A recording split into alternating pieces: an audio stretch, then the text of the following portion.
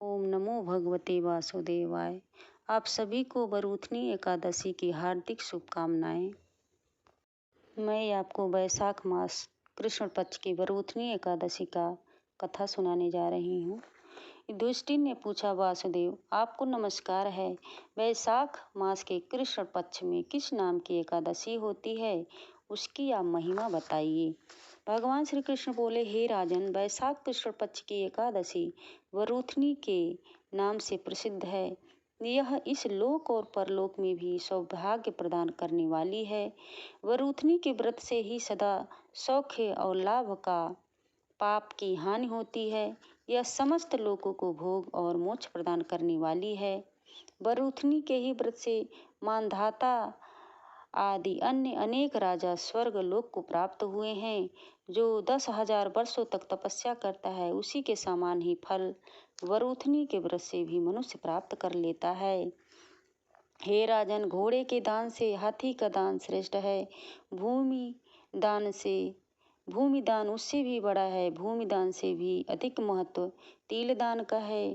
तिल दान से बढ़कर स्वर्ण दान और स्वर्ण दान से बढ़कर अन्न दान है, क्योंकि देवता, पितर तथा मनुष्यों का अन्न से ही तृप्ति होती है। हे राजन, विद्वान पुरुषों ने कन्या को भी अन्न के समान ही बताया है। कन्या के दान के तुल्य ही धेनु का दान है। यह साक्षात भगवान का कथन है। ऊपर बताए हुए सब दानों से बड़ा विद्या दान है। मनुष्य वरूथनी एकादशी का व्रत करके विद्या दान का भी फल प्राप्त कर लेता है।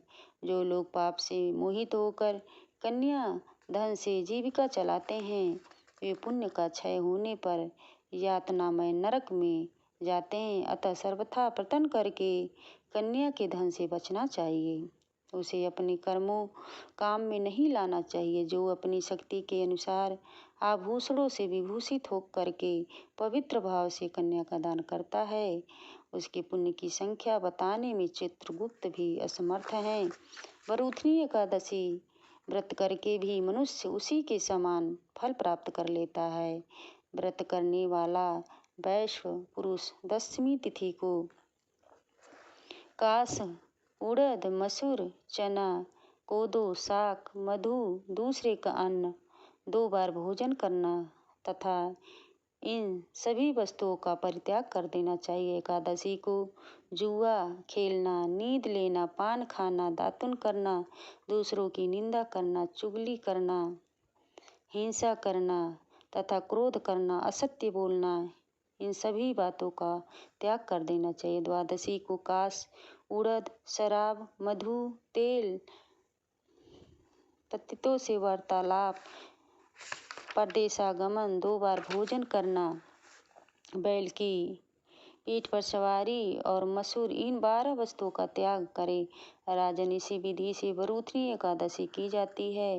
रात को जागरण करके जो भगवान मधुसूदन का पूजन करते हैं, वे सब पापों से मुक्त हो जाते हैं, परम गति प्राप्त कर लेते हैं। अतः पाप भीरु मनुष्यों को पूर्ण प्रयत्न करके इस एकादशी का व्रत करना चाहिए। यमराज से डरने वाला मनुष्य अवश्य वरूथनी का व्रत करे। राजन, इसके पढ़ने और सुनने से सहस्त्र गोदान का फल मिलता है और मनुष्य सब पापों से मुक्त हो जाता है, विष्णु धाम को चला जाता है।